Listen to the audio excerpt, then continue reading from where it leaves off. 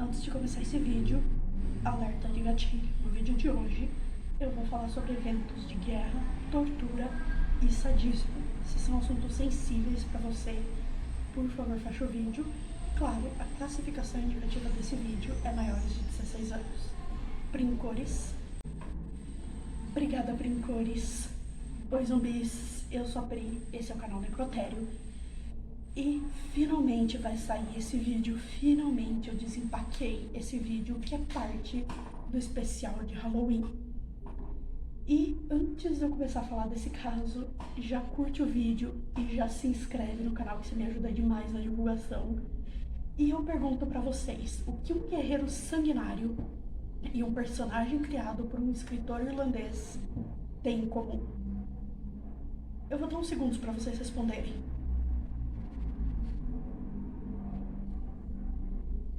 Eu digo tudo. Quando o guerreiro sanguinário serviu de inspiração para a criação da história de vampiros mais famosa do mundo. E não, eu não tô falando da Condessa Bathory, que tem uma grande semelhança com o caso que eu conto para vocês. É sobre Vlad Tepes que eu falo hoje. Fica aí que eu já volto.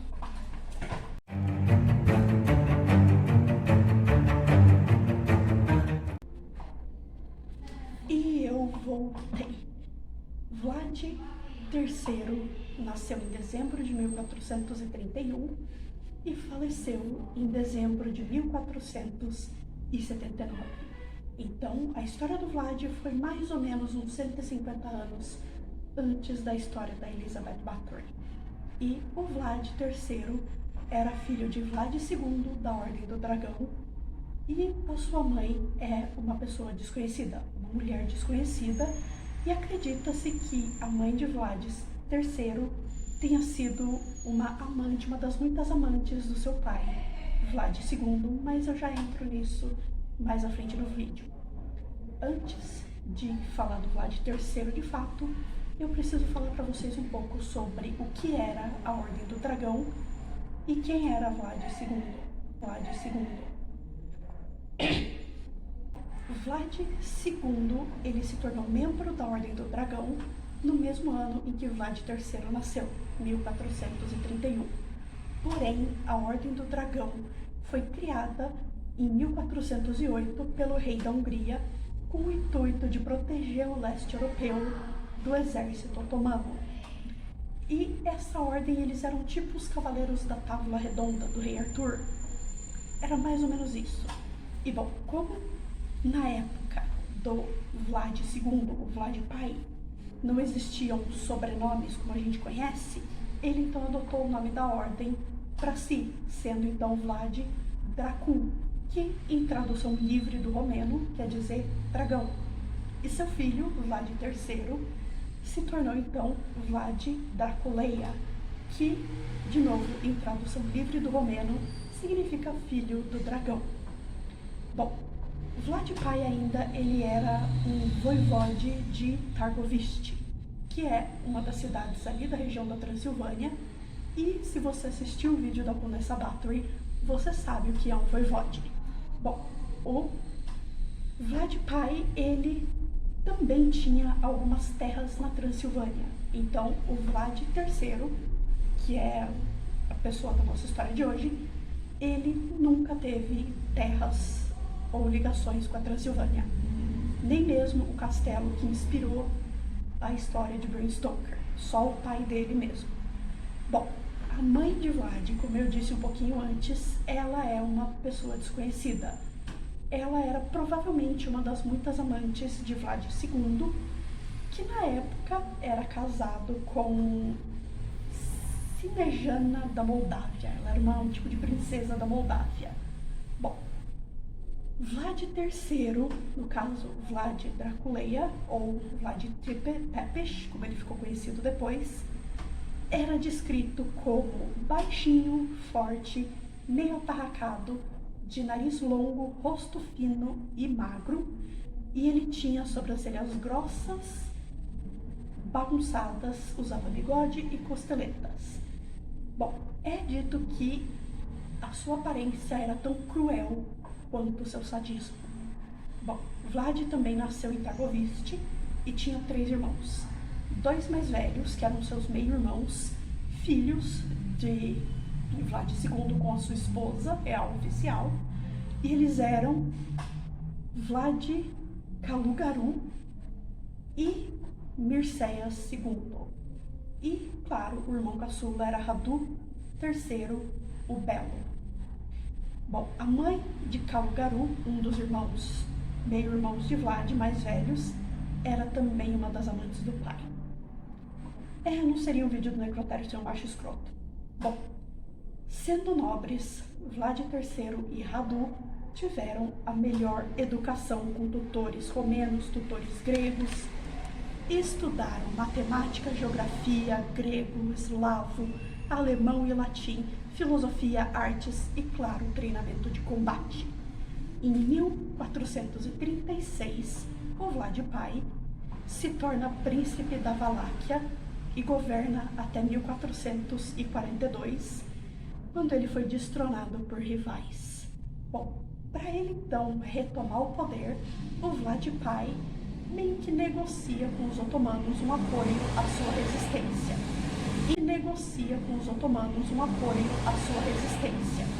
Em troca, ele enviaria... Vai, ferra meu áudio.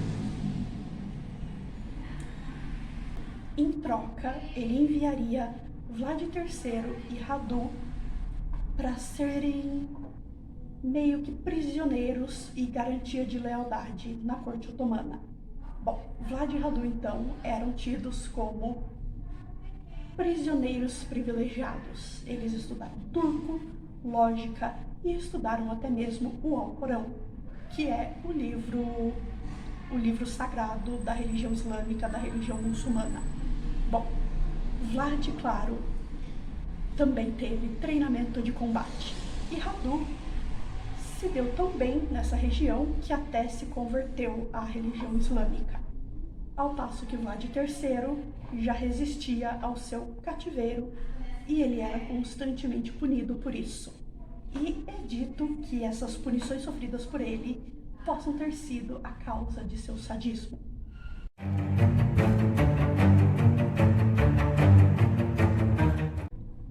Com o seu pai, Vlad II, um de seus irmãos mais velhos mortos e seu outro irmão mais velho em um monastério, Vlad III teve que assumir o trono da Valáquia como príncipe. Sim, a região da Valáquia era um principado que nem Mônaco. Bom, ele assume o trono em 1448 com o apoio do exército otomano. Porém, esse reinado de Vlad, esse principado de Vlad, durou 2 meses. Alegria de pobre dura pouco. Piadas à parte. Porque ele foi destronado por oponentes húngaros que retomaram o principado da Valáquia. Vlad III então fugiu para a Moldávia e ele ficou sob a tutela de seu tio, príncipe Bogdan II, por 3 anos, e lá ele fez amizade com o primo Stefan, e os 3, Vlad III, o primo Stefan e o tio, eram bons amigos. Até, claro, a morte do tio em 1451. Vlad e o primo Stefan então fogem para a Transilvânia e ficam ali protegidos pelo rei da Hungria, Ladislau.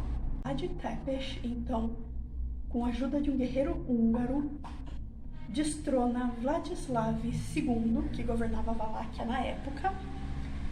Mais ou menos ali por agosto de 1456, Vlad III retoma o poder da Valáquia, começando então o seu segundo reinado. E, bom, ele governava de acordo com seus valores rígidos e qualquer um que tivesse algum desvio era punido de forma sádica. E agora eu vou pedir desculpa para vocês porque a descrição vai ficar um pouco gráfica e eu vou deixar a minutagem do vídeo no vídeo aqui e na descrição para você pular esse pedaço. A sua punição favorita, é claro, era o empalamento. Para isso, ele amarrava a vítima a um cavalo, atravessava a vítima com uma estaca, geralmente pelo ânus ou pela vagina, e ele usava estacas não muito afiadas para que a morte não fosse imediata. Depois disso, a estaca era colocada em posição vertical e a gravidade se dava conta do resto. A pessoa ficava ali por dias até morrer. E os corpos, claro, ficavam meses desse jeito. Vlad também ferveu, assou, desmembrou e deu os restos aos animais e queimou suas vítimas vivas. E, claro, usou os empalados para dispor os corpos de forma geométrica. E aqui é o fim da descrição gráfica. Bom, é dito que ele continua com essa prática sádica mesmo depois de ser capturado pelos otomanos, fazendo isso com ratos. E bom, não seria um vídeo do necrotério se não tivesse um macho escroto. E assim como seu pai, Vlad III também era bem escroto. Vlad não gostava se a mulher não esperasse até o casamento, ou se ela traísse o marido, ou se ela não mantivesse a castidade depois de viúva. Vlad as empalava numa estaca em brasa. Sim, você ouviu certo, uma estaca de metal em brasa. Ele também não gostava de mendigos, pessoas pobres, mas ele fazia isso de um jeito mais cruel. Ele era mais cruel ainda com os mendigos. Ele os convidava para jantar.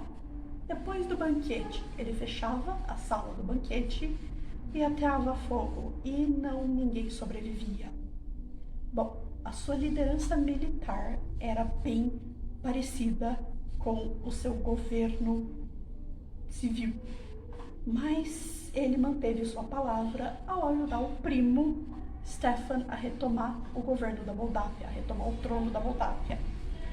E em 1460, então, o Papa Pio II pede por uma nova cruzada contra os otomanos, e Vlad III foi o único líder europeu a meio que se entusiasmar com isso. Em 1461, um ano depois, os otomanos conseguem fazer com que a Grécia se renda e marcham para a Hungria. E a Valáquia, na época, era meio que tida como território dos otomanos, por causa daquela aliança antiga do Vlad com eles, e eles tinham que pagar tributos ao sultão, que enviou suas tropas para coletar 10.000 ducados, que era o dinheiro da época, mais 500 recrutas. Bom, Vlad se recusa a pagar os tributos, e os otomanos atacam e recrutam a si mesmo. Vlad decide responder a esse ataque empalando todos os otomanos que ele conseguia encontrar. E ele também tentou negociar com o sultão o pagamento dos tributos, disposto a ir até Constantinopla, mas o sultão enviou tropas até Vlad, meio que tentando emboscar Vlad. Só que Vlad soube e armou a sua própria emboscada, que deu certo. É dito que as tropas de Vlad também, durante essa cruzada, foram as primeiras a usar armas de fogo. Bom, Vlad continuou sua cruzada, chegando até mesmo a se disfarçar e se infiltrar na fortaleza dos otomanos, e claro, as suas tropas cobriram em torno de 800 quilômetros e mais de 23.000 soldados turcos do Império Otomano foram mortos. O sultão Mehmed, que governava a região na época, enviou mais tropas, mas Vlad estava preparado, e dos 18.000 soldados otomanos, apenas 8.000 sobreviveram. Foi também nesse ano de 1462 que Vlad fez o famoso Campo dos Empalados, onde 20.000 corpos em estacas foram dispostos em torno de Targoviste, cidade natal de Vlad.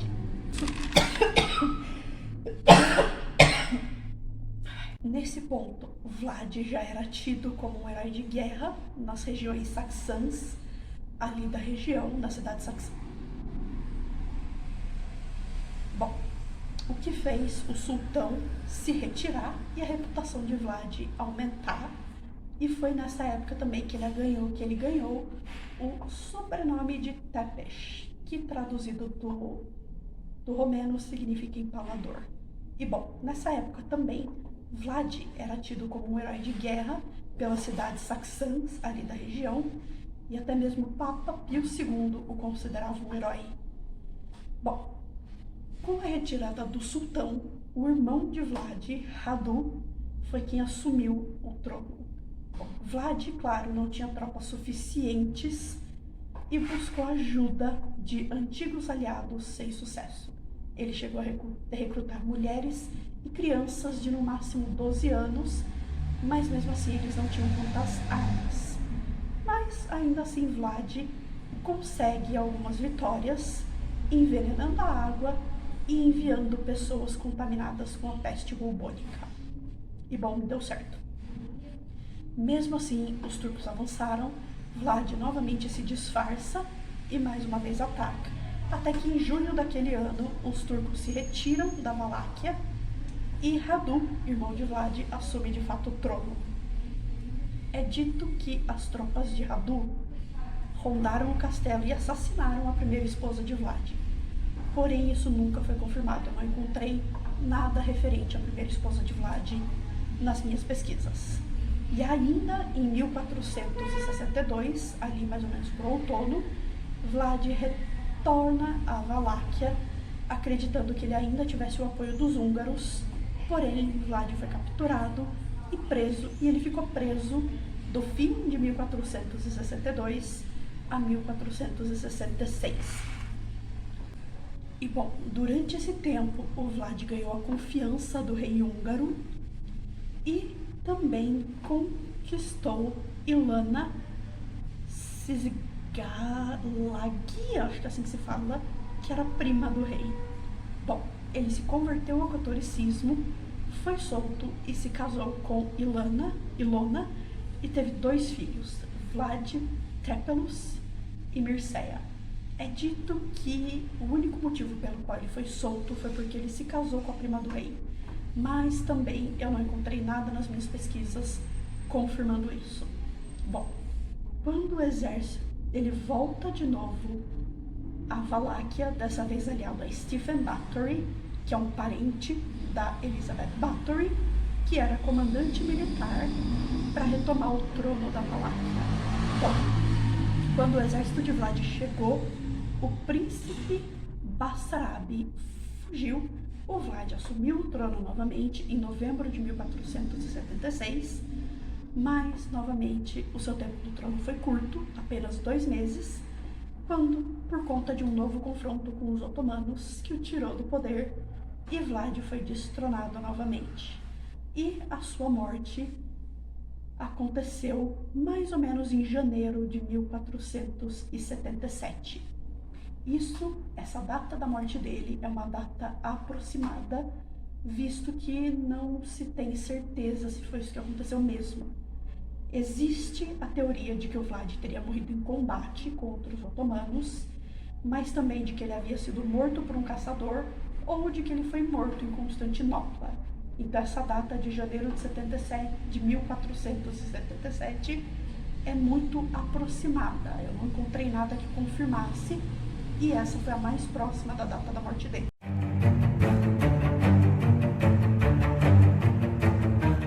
Tá bom, agora vamos a algumas curiosidades sobre o Vlad. Bom, uma das curiosidades que eu achei na internet, rodando na internet, mas ela não é confirmada, é só uma curiosidade e uma teoria, é de que Vlad, em um dos confrontos com os otomanos, teria capturado morcegos e na manhã seguinte soltado esses morcegos, aproveitado a distração do exército otomano para atacar as tropas turcas em meio a uma chuva de morcegos. E essa seria uma das histórias que teria inspirado Bram Stoker a criar o seu personagem e a fazer com que o personagem da obra Drácula, do livro, se transformasse em morcegos. E claro, isso é só uma curiosidade, uma teoria. Essa teoria nunca foi confirmada, não tem fonte que confirma, é só uma teoria que existe sobre o Vlad. A segunda curiosidade e teoria que possivelmente teria inspirado Bram Stoker é de que durante uma batalha, Vlad Tepes, o guerreiro, o líder da Valáquia, ele teria voltado dos mortos. No caso, Vlad teria sofrido um ferimento em batalha, entrado numa espécie de coma e acordado um tempo depois. E isso também pode ter servido de inspiração para o Bram Stoker para fazer o seu vampiro como alguém que voltou dos mortos. Mas, de novo, essa teoria de que o Vlad III teria entrado em coma ou se ferido em batalha, alguma coisa do tipo, não é confirmada. É só uma teoria do que poderia ter acontecido com ele, visto que a medicina da época e também as informações que a gente tem são poucas, tá? Eu não consegui encontrar nada que confirmasse essa teoria. Isso é só uma teoria, uma curiosidade que eu achei legal trazer aqui.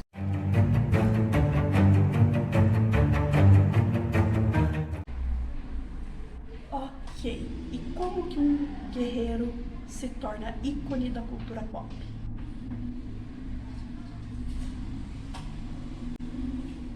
Tá, e como que um guerreiro sanguinário e sádico se torna ícone da cultura pop? Bom, tudo começou com a obra Drácula, de Bram Stoker, esse aqui que está aparecendo no vídeo. E, claro, suas inúmeras adaptações para o cinema. A primeira delas sendo de 1922, Nosferatu, que não foi autorizada. No caso, essa obra tomou bom e velho copyright, porque eles não tinham permissão para usar os direitos da obra. Mas, anos mais tarde, tivemos mais outras adaptações, essas sim autorizadas. E a mais famosa é Drácula, de Bram Stoker, que tem no elenco Gary Oldman, o nosso querido Sirius Black. E bom, muitas outras adaptações foram feitas para televisão, para Netflix, para anime, para videogames, contribuíram para a fama do guerreiro se tornar um vampiro. Bom, com tantas adaptações de uma mesma obra literária, Vlad III, conhecido como Vlad Tepes, deixou de ser um guerreiro de uma ordem de cavaleiros extremamente sanguinário e sádico e se transformou em um personagem de uma história de terror e ícone da cultura pop. Bom, zumbis, esse foi o caso de hoje. Não se esquece de curtir o vídeo, comentar, compartilhar, de se inscrever no canal e também de clicar no sininho aqui para ativar as notificações. Eu fico por aqui, vejo vocês no próximo Sexta de Crime. Eu fui!